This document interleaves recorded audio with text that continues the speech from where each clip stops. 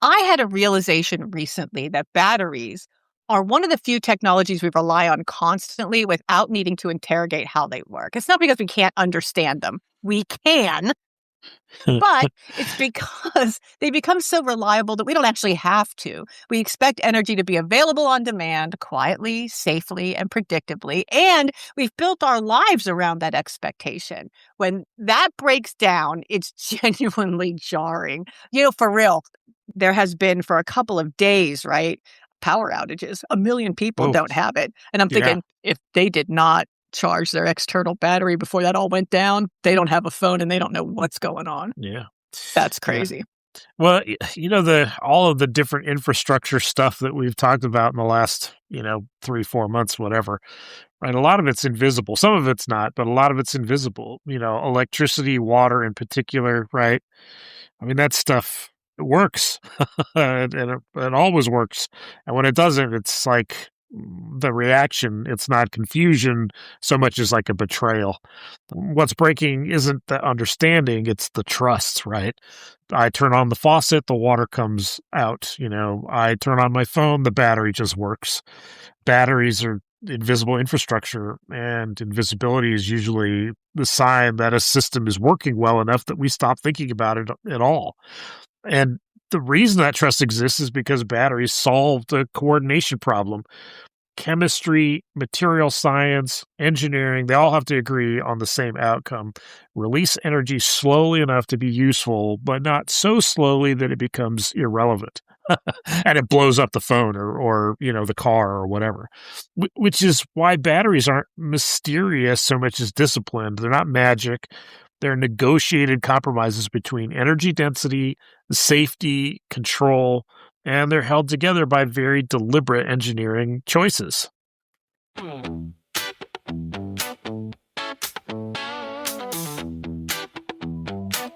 I keep it waiting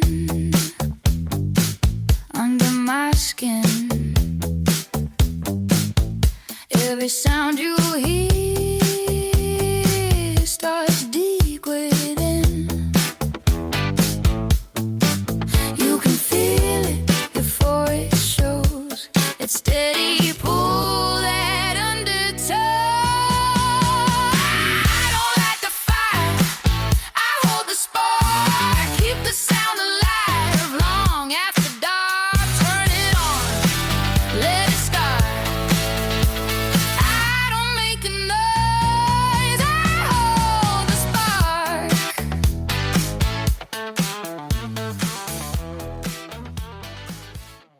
Welcome to the Nostalgic Nerds podcast, everybody. Today, we're doing a deeper dive into the history of technology of batteries. Not just what they've enabled, but how they actually work and why they're such a hard problem to solve. We're not going to go into the chemical compounds, and are we? Are we going to do like Mr. Wizard? We're not going to do that, are we? No, we're just going to talk. Okay. At the most basic level, a battery is a controlled chemical imbalance. Certain materials have a natural tendency to give up electrons. Others have a natural tendency to accept them. Left alone, that imbalance will resolve itself quickly and energetically, meaning it'll explode.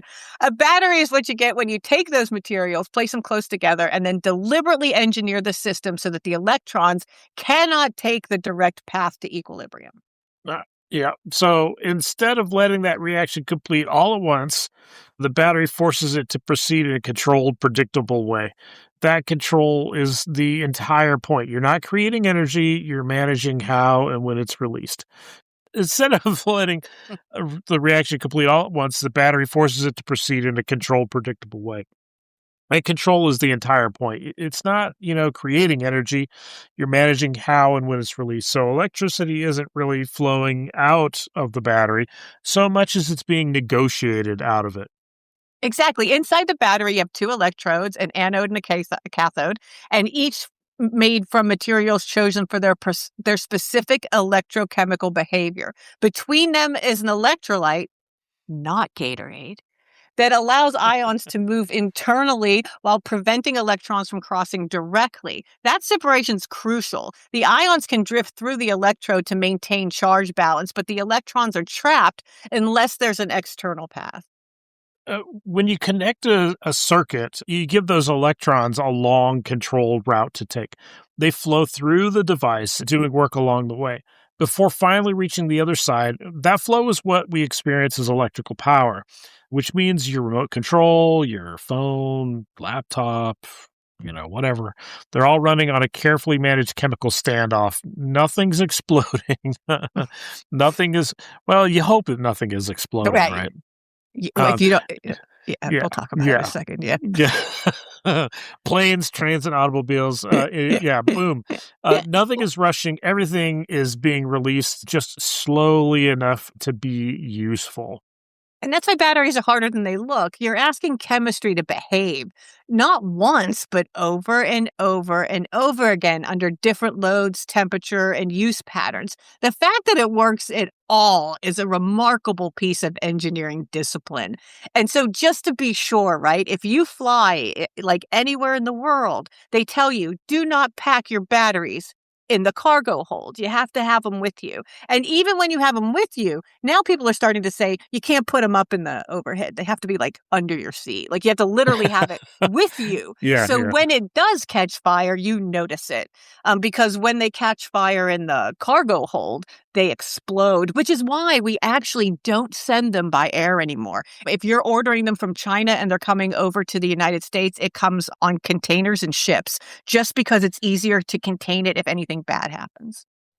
Oh, and when a Tesla gets in a car crash and that lithium ion battery underneath cracks and those electrons mix, that car is going to catch fire for sure. And they can't even put it out with water. They got to put it out with chemicals. Crazy. Have you seen some of those? They're like, it's rough. Those fires are crazy. I've seen them do testing of it in airline cargo holds, and man, that explosion may as well have been a bomb. It may as well have been a bomb, and that's why they don't do it. It's just there's too much risk that runaway, and it's a runaway reaction. Once you once you crack that, and everything starts to mix up, you're done. You're done. Yeah. So let's talk about the first batteries, let's say. The first batteries, like Volta's pile, were revolutionary because they proved the idea, not because they were useful in the way we think about batteries today. They produce a continuous electrical current, which was breathtaking at the time, but everything about them was problematic other than, continuous electrical current. The voltage was low, inconsistent. Materials were crude, they're leaking, corrosion. And once a chemical reaction ran its course, that was it. The battery was just done. It was exhausted. No recharge, no reset, no second life. These weren't devices designed for everyday use, though, right? They were experimental apparatus. Stacks of metal discs with electrolyte-soaked cloth meant to demonstrate electricity could be generated chemically rather than mechanically, right? It's not a generator. That's not how it's creating the energy. Reliability and longevity were not design goals yet, but proof was. Yeah, I think it's a huge leap, right? If you think about just where the first, batteries started to where we are now. But those first batteries are just, unpredictable. And it's completely reasonable if you're powering a telegraph station or a laboratory setup staffed by adults, not children, lab monkeys, who understand the limitations and are actively monitoring the system. It's very different if you're trying to power something that gets dropped, shaken, forgotten, launched into space, or used by, a kid who just wants the light to turn on. Exactly. Early batteries also had terrible energy density. You needed a large volume of reactive material to get a relatively small amount of usable power. That made them heavy, bulky, and impractical for anything meant to move around. So they found their early success in stationary and semi-stationary systems where size and weight were acceptable trade-offs for the consistency. They powered telegraph networks, signaling systems, early scientific instruments. systems where the battery could sit on a shelf, be inspected regularly, and be replaced when it failed.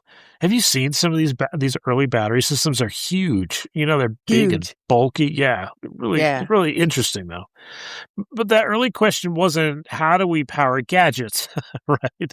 Like you can't lug around these early batteries, without a wheelbarrow or something.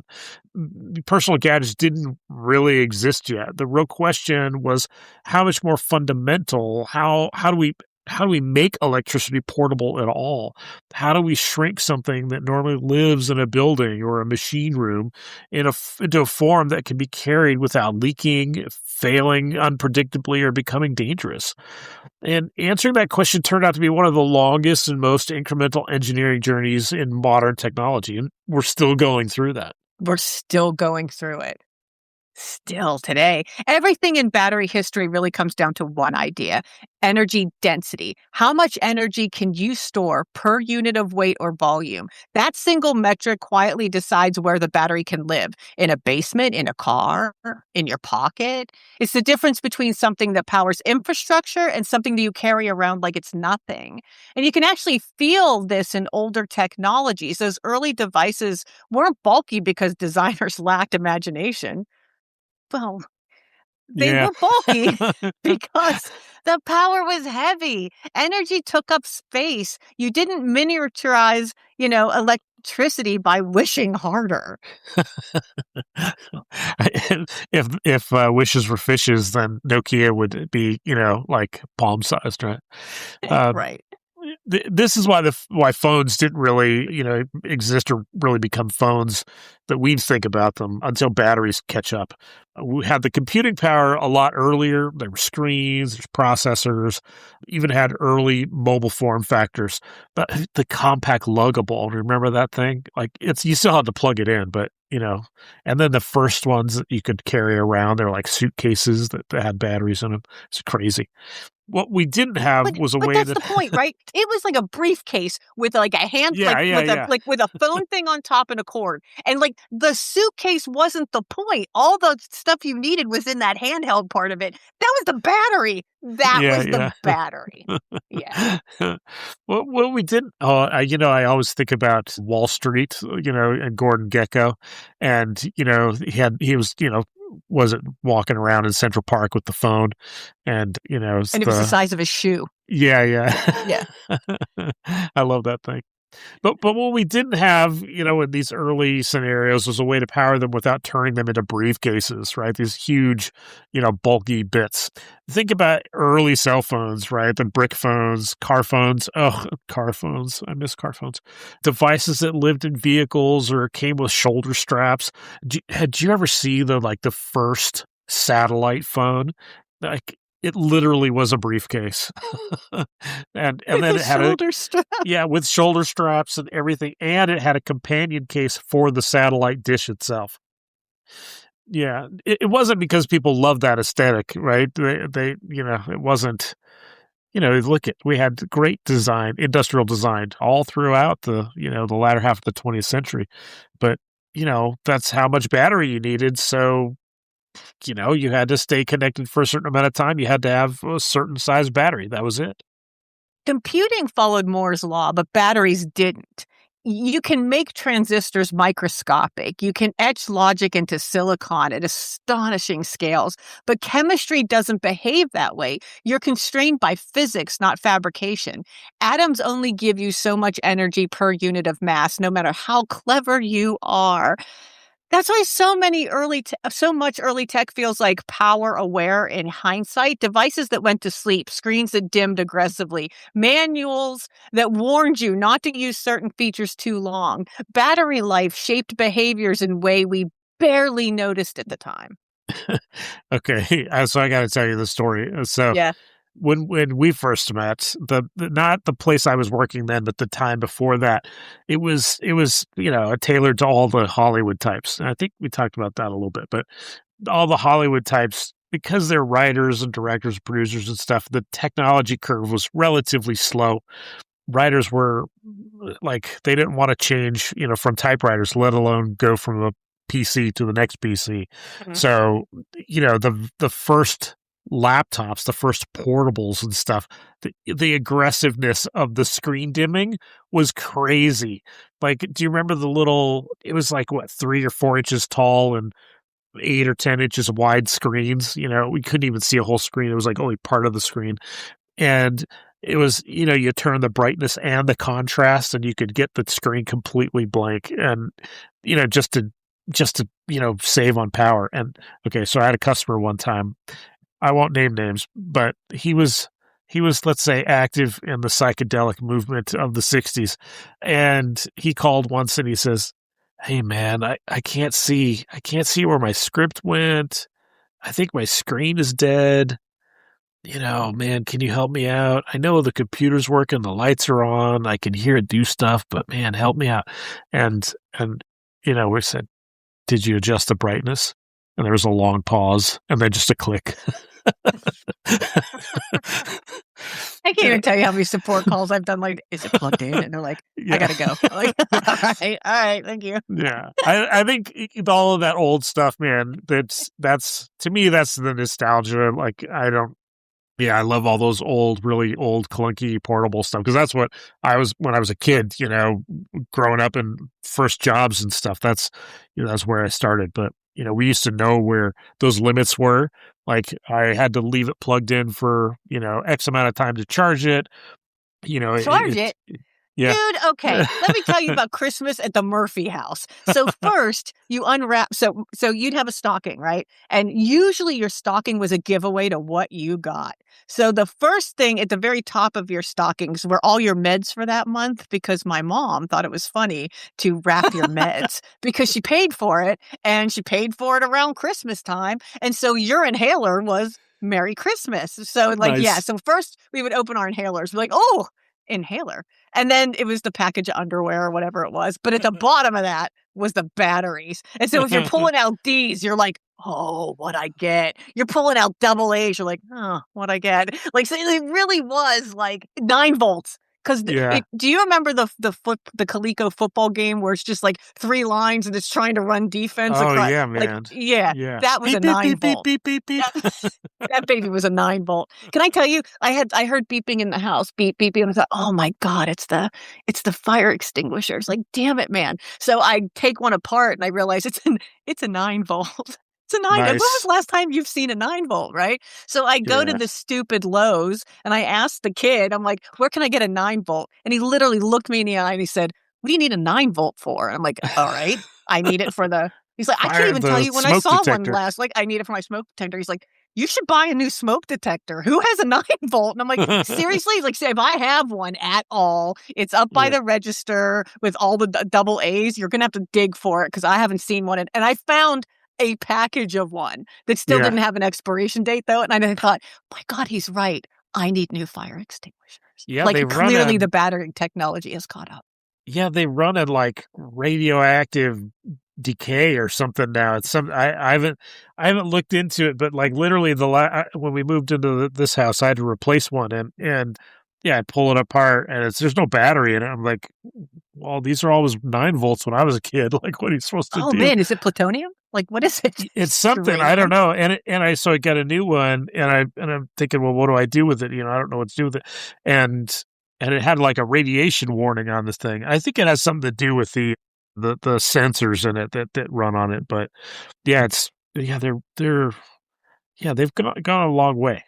It's not. Yeah, I'm it's still not- using a 9 volt.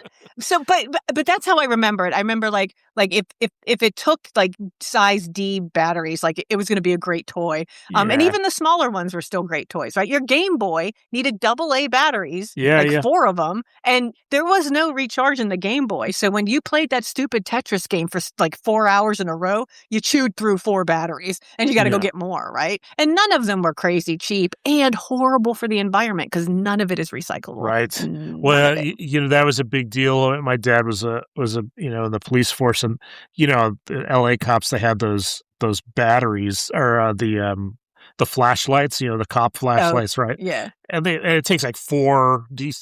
No, I think there were 6 or 8 D cells in those Yeah. things, because They're like clubs. Yeah, yes. Well, that's unfortunately, right. That gives them weight. It does. And, some of the guys would just carry them around with dead batteries in them, which tells you something. But, There you go. yeah, it was a big deal when they renegotiated their union contract once, and everybody got new flashlights, and they were rechargeable. I remember that when I was a kid. They switched from the 6 and 8 D cell mag lights to rechargeable flashlights, and they were like half the size, and lo and behold, you could plug them in. Well, So, let's talk about yeah. that, because let's do the segue to rechargeable batteries and reversibility. There you go. So rechargeable batteries feel like obvious now, but they're actually one of the hardest problems to solve in battery technology. You're asking a chemical reaction to very politely reverse itself, not once, but thousands of times. And not just reverse it, but do it predictably, safely, and without slowly destroying the materials involved. So if you think about anodes and cathodes and reactions and these things, like these components, they deteriorate over time through these chemical reactions. Chemistry is not naturally inclined to be that cooperative and make it predictable and reversible. Every charge cycle stresses the system just a little bit. Bonds break, they reform, materials expand, they contract. Have you ever seen a battery that has gotten too hot, or too cold, or what? And they get bloated, right? Mhm. The side reactions happen whether you want them to or not. And early rechargeable chemistries had very little tolerance for abuse, right? You couldn't. I remember telling customers all the time, do not let the battery go down to zero. Do not go let the battery go down to zero. It damages the battery. Don't do that. Yeah. And they were bad at hiding it, right? Nickel cadmium and later nickel metal hydride batteries came with quirks that felt personal, right? Memory effects, Yeah. limited cycle life, toxic heavy metals. If you charged them the wrong way, too early, too late, too often, not enough, they punished you by holding less charge. Yeah. You couldn't Yeah. just plug something in and forget about it. You had to think about it when you last charged it, how far you discharged it, whether you were doing it right. The battery had expectations of you, and you had to not fail it, right? Yeah. Yeah. I mean, like, I don't know. I don't know. It feels like just a few short decades ago, right? We had, the battery would last 20 minutes, not 8 hours or 13 hours or whatever. Like my headphones, the batteries when they're fully charged is like 16 or 18 hours or something, Like it's I think you inconceivable. and I would find that astounding. I think any 19 or 20-year-old would be like, yeah. I know. It is really astounding. It is Yeah. really, really astounding that your headphones, like a Bose headphones, Yeah. will last 19 hours on a charge. Yeah, Yeah. that's crazy. It's crazy. Absolutely crazy. Yeah. Yeah. This is the era here. We're talking about the early rechargeables, though. Where owning technology feels like owning a Tamagotchi. You didn't just use the power, you maintained it, right? You were nice to it. Okay, so for those of you who don't know what a Tamagotchi is, Oh, I it was know. this stupid little keychain that had a stupid little thing on it, and you had to feed it, and then you had to play with it. You had to keep it was like a pet rock, but it was digital. And then if you didn't do all that, eventually it would just die, and you couldn't use it ever again. It was just dead. You let it die. You live with those consequences. It was ridiculous. So go ahead. I'm sorry. I just didn't want everybody to know the Tamagotchi. Okay. The Tamagotchi is coming back. Yeah. So it's not, literally it's a nostalgia thing now. And you can get them at the Bandai stores and stuff like that. It's kind of funny. And they're the same, the little LCD calculator looking screens and stuff. But anyways, I'll make fun of my wife here. She's got to get her daily Candy Crush, right? And, she's got to collect her little whatever her bonuses and stuff. But that's like what it was with batteries. You had to maintain it. You had a ritual around it. You had to drain it, not fully drain it. If you weren't trying to reset the memory, but you would drain it to like 10% or fully drain it if you needed to reset it. You don't top it off, right? You run it all the way to 100, then unplug it, and then use it down to a certain percentage, right? You had to store it carefully, not in direct sunlight. Don't charge it overnight. You could charge it overnight, but not too often. And it just it felt like, a big part of the experience. Power wasn't invisible. It was you needed to give it attention. And as annoying as that was, it shaped behavior. You were aware of the limits. You planned around the battery life. You knew the power was finite and fragile, not something you could take for granted, which is probably why modern batteries today feel like magic. They freed us from having to think anything about it. It's just, I don't know. This might be one of those things that, do you think batteries are better than double entry bookkeeping? I don't know. I don't know. I think they have the potential one day to be better than double entry bookkeeping. I think we still have a couple iterations of this stuff to go before we're able to say, damn, that's a great battery. Yeah. We're getting there, though. We're getting there. Well, what ticks me off is like every time, you get one of the brand new iPhones and, it's like, oh, it's got this, it's got this, it's got this. But the battery life, like, they say it goes up more, but like, I don't know, it doesn't feel like it does. But then if you go back and you look at the old, the very first iPhones, that was like, you'd be lucky to get, 8 hours out of the darn thing.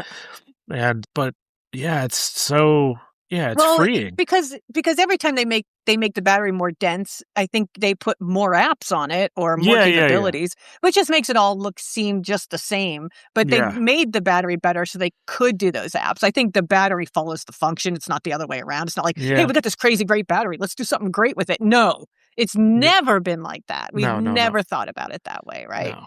And I think that's why. So we're going to talk about lithium ion, but I think lithium did something really interesting because it gave us computers that were really thin because the batteries started to get really compact, or it gave us with a battery on the outside that we could take off and put another one on. We could charge them separately. Yeah. Like there was a lot of cool stuff that was going on with that. But when Tesla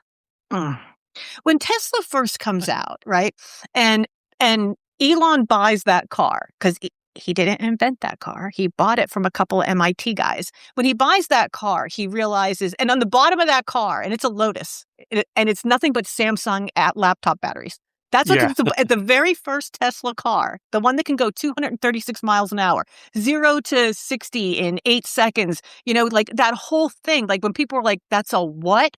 That's an electric car? What the?" Like it really was astounding. But the craziest thing about that first car was the whole thing was being run from Samsung laptop batteries. They just ordered like 300 of them. They came in like on a pallet, and they were like, all right, let's do it. And they said, look what we can do. And it's because of the way the lithium ion battery works. Lithium is special because it really, really wants to give up an electron. It's the lightest solid element, incredibly reactive and extremely energy dense. On a periodic table, it's basically restless, right? That combination makes it perfect for batteries and deeply inconvenient everywhere else. Left it unmanaged, and lithium doesn't just misbehave, it escalates, which is why lithium sat on the sidelines for so long. Engineers knew it was powerful, but power without control is just risk, right? So the challenge wasn't finding energy. It was figuring out how to use that energy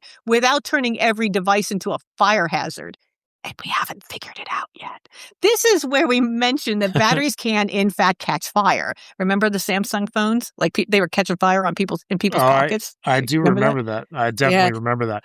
Hey, I just want to, just let you know that the first Tesla Roadster, it was much, much faster than 8 seconds, 0 to 60. Was it like 6.5? Or was something close to a... What was it? It was 3.7 to 3.9. Yeah. That's crazy. It is crazy. The second generation is even faster, apparently, if the second generation ever actually, exists. Yeah. Well, yeah. But that first one, under 4 seconds, 0 to 60. So here's what I thought when they were going to put that car into production, and I thought, what happened was Elon gives away the patent for the car. And you think, why would you do that? Like, why would you give away the car patent? Like you designed this car. Like, what the hell were you thinking? And what he was thinking was, I'm not going to be a car manufacturer. Right. The hell with that. Yeah. I'm going to manufacture the batteries. I'm going to put all my R&D into battery. And then he got lost somewhere because we have the Somewhere. same batteries we've had for the last 20 years that he's been doing this. And like, I feel like that was the great promise that maybe private industry would invest in it, and they still haven't. And yeah, right. Yeah. Anyway, Well, I mean, historically, what changed with lithium ion wasn't that lithium suddenly becomes safer, right? It's that engineers figure out how to contain it. Lithium ion batteries don't let lithium metals just hang around and roam freely. Instead, they move lithium ions back and forth between structured layers in the anode and cathode. You're not. Have you seen some of these the like sheet sized batteries that they're instead of you know like a bunch of AAAs or whatever, they're forming the batteries in sheets, yeah. which is really cool. So you're not breaking the materials down and rebuilding them every cycle. You're intercalating ions into crystal lattices, sliding them in and out like books on a shelf. That structure stability is the breakthrough, and it lets the reaction reverse when tearing the battery apart. So instead of chemistry exploding, it politely rearranges the furniture. And that politeness is everything. That's what makes lithium ion rechargeable 1,000 times. It's what allows high energy density without constant failure. It's why batteries could finally shrink enough to disappear into devices instead of defining them. And that was really important. Yeah, super important. And this is the moment where power stopped being the limiting factor. Laptops stopped being lug around machines. Phones stopped. Do you remember how heavy those NiCad and nickel metal hydride batteries were? Do you remember they're They were super heavy. heavy. Yeah, heavy, heavy. Even the first generation lithium batteries were heavy. Heavy. Yeah, phones stopped being bricks. Music players stopped. Do you remember when all the phone manufacturers just kept chasing thinner, lighter, lighter, lighter? Yep. And you get kind of to a certain point where it doesn't. The form factor is the form factor.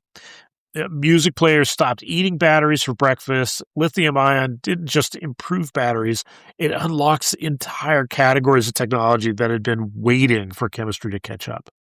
And that's why we tolerate the occasional headline about battery fires on the side of the road of the 10. It's not because they're trivial, but because the alternative is going back to a world where everything has a power cord or a handle. Lithium ion isn't perfect, but it's the first time battery chemistry really met modern expectation. It's portable, it's rechargeable, it's powerful, and it's just stable enough to trust. And think about how we trust it. We put it in cars. That's how much we trust it. That's pretty amazing. Yeah. But, okay, so if lithium ion is so good, why do batteries still feel like the weakest part of every device? And it's because good is relative, right? It sucks less, or a queen of the pigs, right? Lithium ion is one of the most efficient compact energy storage technologies we've had. The problem isn't that batteries are stagnating, it's that everything around them refuses to slow down.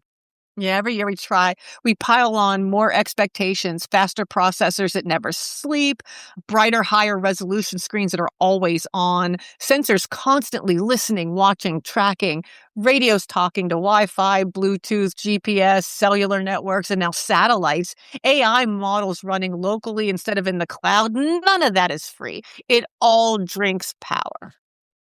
It feels free to the user, right? Because you plug your phone in every night and it just charges up. But like, I didn't do the math for this, but gosh, it's got to be. Think about the daily electrical usage for everybody in the whole world that has a cell phone, a mobile phone that plugs their phone in and charges it every night. It's a lot of power. Well, Yeah. I'll just remind everyone who drives a plug-in EV, like when you say, I don't pay for gas. No, but you're paying for electricity. Sure. And if that electricity at your home didn't come from renewable sources, where did it come from? A coal-fired plant. So you have a coal-powered car. Don't tell me any different. Yes, I mean, we could probably get into that in some other episode, power generation and stuff, but like, it'd be good to talk about that. But, yeah, is burning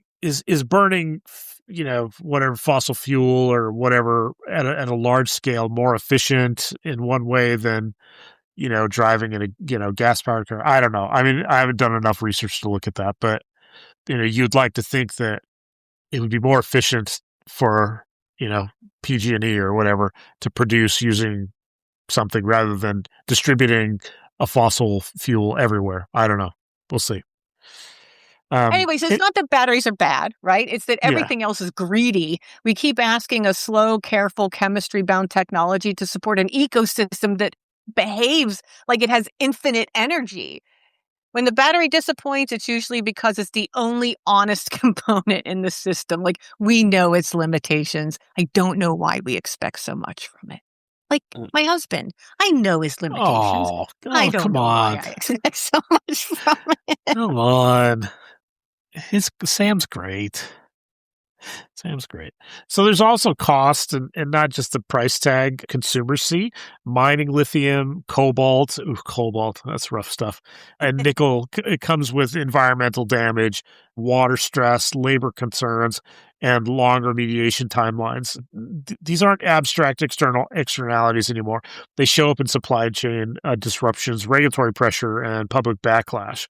So the battery isn't just a technical component. It has a footprint, a very visible one, and is geographically concentrated. A small number of countries control extraction, processing, or refining that concentration. That concentration turns battery chemistry into a geopolitical one. The trade policy, export controls, sanctions, industry strategy now shape what batteries get built, where, and what cost. And that means energy storage is starting to look a lot like oil, like old oil did. So here's the thing. I live in the Coachella Valley. Maybe like 60 miles from me is the Salton Sea. The Salton Sea is the largest body of water in California. If you look at a map of California, if you go all the way down south by the border with Mexico, you'll see this giant lake. It's a sea. It's huge. And it's deep. It's deep. So if you go to the bottom of the Salton Sea, it's actually deeper than the very bottom of Badwater Basin at Death Valley. It would be the deepest point in North America if it weren't for the fact that it's filled with water. And I bet you're wondering, well, Renee, how did it get filled with water? Funny story. So actually up in the valley where we actually grow things, the agricultural part of California, they would, water all the time. Or if it rained, when it used to happen, it would all flow downhill. Well, the lowest point is the Salton Sea. So it just filled all up with agricultural runoff. You see where I'm going with this? It's full of pesticides. It's full of chemicals. It's gross. But in the 1950s, it seemed okay, right? By the 1970s, it had really turned. Because there's no tributaries in or out, it's just a dead lake. And I say dead for real. Like you can go down onto, Bombay Beach on any given day, which, by the way, if you're ever near me and hanging around the Coachella Valley, please visit Bombay Beach. Don't knock on anyone's door. It's a weird little place, but it is crazy for photography and it reeks. You should go see it at least once. And the thing is, it's that right there, that dead lake that is twice the sea salt. It's just got twice the salinic content as the Atlantic Ocean. The only thing that lives in it anymore is tilapia. You can go down there if you could stand the stink and fish, but anyway. Yeah, don't eat those guys. That is also the 6th largest deposit of lithium in the world. And so what they're doing right now is they've actually figured out how can they extract the lithium from the water and then put the water back cleaner than they got it. And so that's what they're up to now. They think they can clean up the lake by extracting the lithium. And what they have is a lot of lithium, right? And if you're convinced that lithium is our future, and it's probably not, you have to try to get it out of there as fast as you can. Because if lithium is the bridging technology to whatever is new, we don't have to go anywhere else to get it. We actually have it here in the state of California, and we have enough to build EVs for the next 30 years. It wouldn't be a problem, right? So it is real that we have to figure out where to get the natural resources. It is a geopolitical question. And quite frankly, we have it. We have it here in California. We're able to do that. And we've started, I think it starts in 2028 that the plant will be there. They'll start extracting that stuff and they will produce lithium down at Bombay Beach. Well, that's all nice and good for you since you're in the States, but not all of us live in the good old US of A. But I think, there's definitely new lithium deposits being found and that I did study a little bit about lithium extraction, and it's kind of interesting because some of the places where it's most plentiful, the extraction is relatively simple, but it's like, it's kind of like leaching out the lithium, Mhm. with a bunch of water and just laying it out to dry. It's like, drying out raisins or something like that. So it kind of is a dirty thing, even though it's quite simple to do. It's not necessarily super expensive, but it leaves a pretty big environmental impact. So yeah, And the other thing I interesting would stuff. say, yeah, I would also say that we spent a lot of money when the last administration decided to invest in infrastructure. One of the things they did was they went back to Sandia Labs, and if you don't know Sandia Labs, that's where we do a lot of nuclear laboratory stuff. That's why Sandia exists. It was part of the Manhattan Project, and afterwards, when we were looking for the peaceful use of the atom, that's what Sandia was doing, along with weapons manufacturing, I guess. But they went to Sandia and said, I have something I need you to do, and you're going to work on this. And the ask was, we need lithium batteries for EVs. We need them to last 25 years. We need them to be small enough and safe enough to use in, cars for families, and we need them to cost 90% less than they cost today. That was the goal of Sandia. They were going to go figure that out. They got almost all the way there before their budget got cut this time around. We were almost all the way there. I mean, they were down to like 75% cheaper, lasted 25 years. Like they were really, really close. And then you thought to yourself, we're going to lose 4 years of that because we're not investing in it. And maybe by that time, we've all moved on. That could be terrible. Like we have all this capability like right here, and we're not going to meet that need because it's gonna pass us by, right? Well, eh, you get other benefits, right? That's right. All right, so let's talk about kind of moving on to the future here. We kind of come full circle. Batteries begin as a way to free individuals from wires and centralized power. Now they're back at the heart of national strategy, industrial policy, global politics. The technology that made mobility possible is once again shaping who holds power and who depends on whom. So let's talk about the future of batteries, because this is what gets me excited. I Yeah, love it is cool nothing stuff. more. Yeah. So solid state batteries, love it. Flow batteries, fantastic.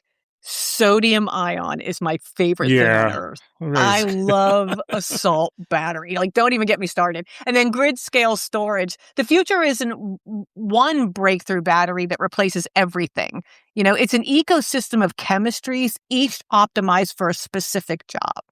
Oh, and those super capacitors too. Have you seen those? Those are cool. They're so big, that they act like batteries, but they're not batteries. It's just electricity just running around the capacitor for ever and ever. It's like super cool. Anyways, so Like in Back to the Future, like a flux capacitor.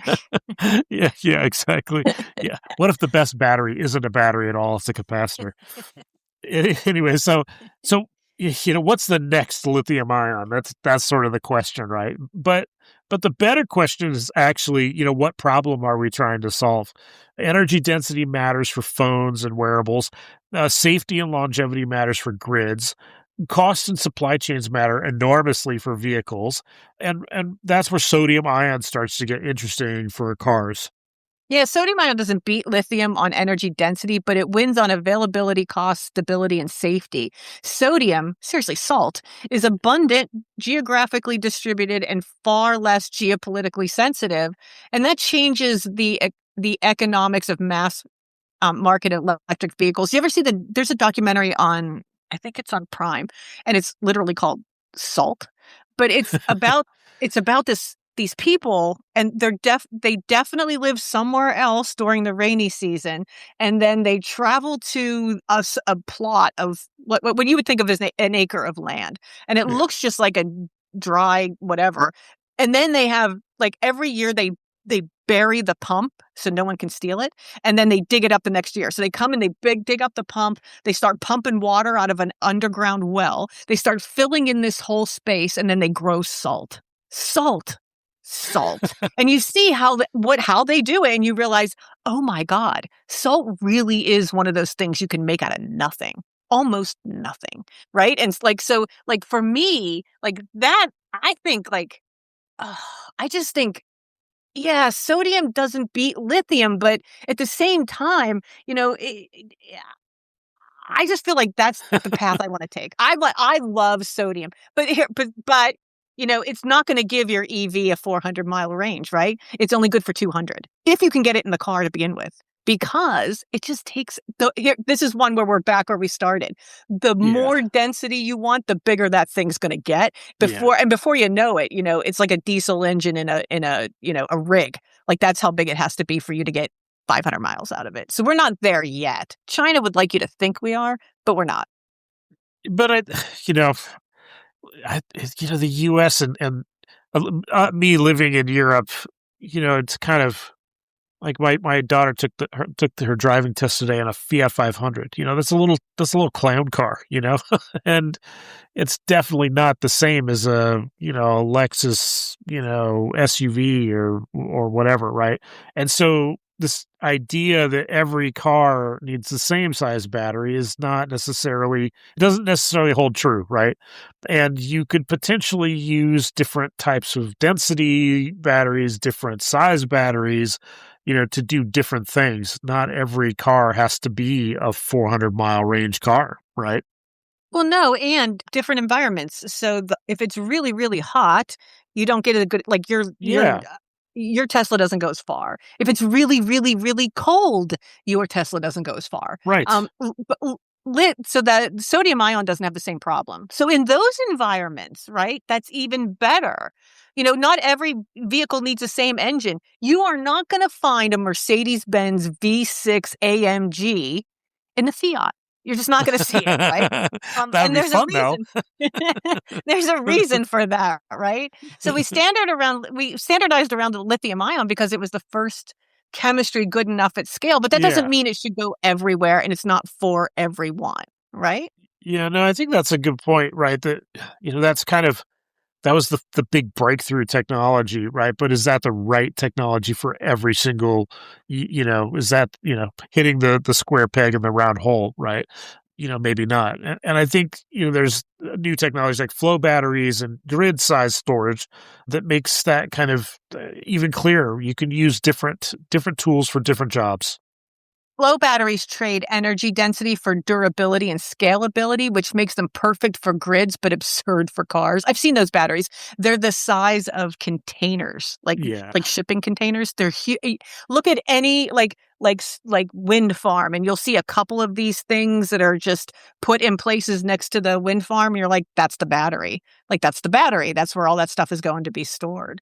And solid state might redefine safety and density for premium applications, like, I don't know, your electric toothbrush. It's good for that, right? Yeah. Sodium ion replaces affordability and supply resilience for everyday transport. So your Fiat can be a salt battery. It doesn't have to do more than 200 miles on a charge. It goes fast enough. It's incredibly reliable. And the best thing is when you hit a pothole, it won't catch fire. No, but you could salt your pasta water with it, right? That's right. Stick a pretzel under there, you're set. Yeah.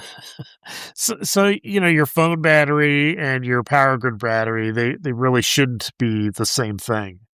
And neither should your delivery van and your flagship EV. The real innovation ahead isn't chasing a single miracle chemistry. It's matching chemistry to context and finally designing systems that would admit different kinds of good enough instead of pretending one battery like rules them all. Like, we're looking for good enough. We're not looking for perfection. And we're looking for a bunch of different technologies we can leverage as we look at, truly being unplugged. And we didn't touch on this too much, but like modern batteries, yeah, there's a lot of chemistry involved and there's a lot of, new tech, just in the battery side of things. But there's always going to be this combination of hardware and software, right? You don't necessarily have to, have the best battery. You just want the best usage, right, for the form factor, and software potentially has some help there as well. I mean, you can look at your phones, whether it's an Android or an iPhone or whatever. They stopped doing the fast charging, right? It knows, oh well, I can charge slower overnight. That's a nice software feature, and it saves on energy use and battery, lifetime. So, that's it's a different approach than just, new battery technology, new battery technology, new battery technology. But your Game Boy made you respect the battery. That's all I'm going to say. You know what else I think is, I have an Anchor, just you plug it into the wall and it's got a couple a USB and a USB-C, like but it's smart. It's that IQ technology. So when you plug it in, it knows what it's talking to charge it. So if I plug it into my iPhone, it'll charge in about 45 minutes. It's just like, boom, it's done. If I take that and I stick it into my iPad, it's really, really efficient. But the efficiency is coming from the brick that's plugged into the wall. And a cable that's the right cable to understand the negotiation. But it's really, that kind of stuff is really, really coming into its own. Like the idea that I would have to keep it plugged in for 3 hours and walk away, that's crazy. 45 minutes and I'm done. And I can leave it here plugged in all day using, the magnet. Like it's like that's crazy too. I don't even have to have a cable to charge it anymore. Well, and that kind of, you think about the scale. Okay, phone, the phones, we live with them all the time. Laptops, okay, maybe not everybody uses a laptop all the time, but eventually, electric cars are going to be a little bit, more broadly used than they are today. And the amount of energy that you have to transport into a phone versus a laptop versus a larger appliance versus a car, right? Those types of software technologies, rapid charging, that de-risks, damaging the battery or making it too hot or whatever, right? Knows its environmental conditions. All of those things are like we wouldn't have the nice things, right? Without the combination of, the new battery technologies, chemistry wise, but also the really intelligent handling of power management. And it takes all of that, like religion and the rigor and the discipline, all of that stuff. Like that's all software now. And as boring as it might sound, right? Like it sounds like batteries are boring, but remember, it's like that is the thing.